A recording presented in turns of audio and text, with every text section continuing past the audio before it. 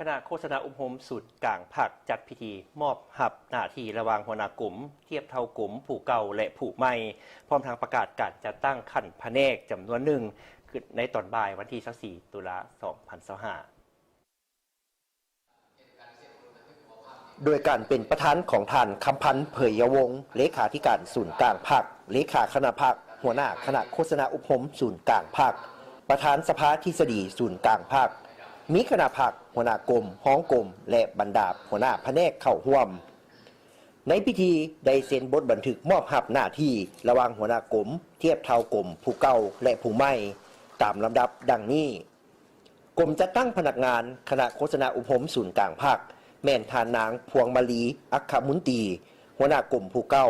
และท่านอนุศักดิ์อินทวงศ์หัวหน้ากลุ่มผู้ใหม่กลุ่มโฆษณาแม่นท่านอนุศักดิ์อินทวงศ์หัวหน้ากลุ่มผู้เก่าและท่านบัวไลพานุวงศ์หัวหน้ากลุ่มผู้ใหม่วิทยุกระจายเสียงแห่งชาติแม่นท่านบัวไลพานุวงศ์ผู้อำนวยการผู้เก่าและท่านนางสิมมณีแก้วแกนผู้อำนวยการผู้ใหม่โทรภาพแห่งชาติลาวแม่นท่านนางสิมมณีแก้วแกนผู้อำนวยการผู้เก่าและท่านวันลาตีคำวันวงศาผู้อำนวยการผู้ใหม่และวารสารอรุณใหม่แม่นท่านวันลาตีคำวันวงศาผู้อำนวยการผู้เก่าและท่านหินเพชรไสยะศรีพันดอนผู้อำนวยการผู้ใหม่และยังได้ประกาศแต่งตั้งขั้นหัวหน้าแผนกอีกจำนวนหนึ่งในพิธีที่มีความหมายสำคัญดังกล่าวท่านคำพันธ์เผยยวงศ์ได้ให้เกียรติมีคำเห็นโอ้ล้มซึ่งก่อนอื่นท่านได้แสดงความย่องยอสมเสยต่อผลงานอันพ้นเด่นในตลอดระยะผ่านมาและเรียกห้องมายังบรรดาสหายเข้าใจอย่างลึกซึ้งว่า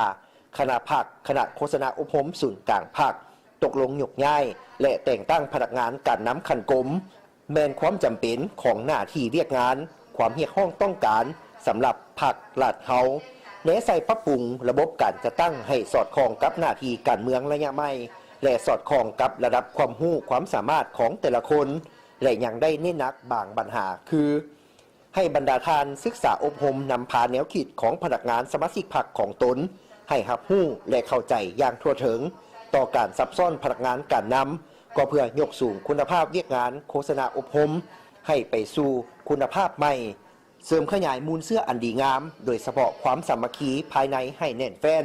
มีความเป็นเอกภาพสูงสืบต่อเป็นรักแรงเป็นคันทุง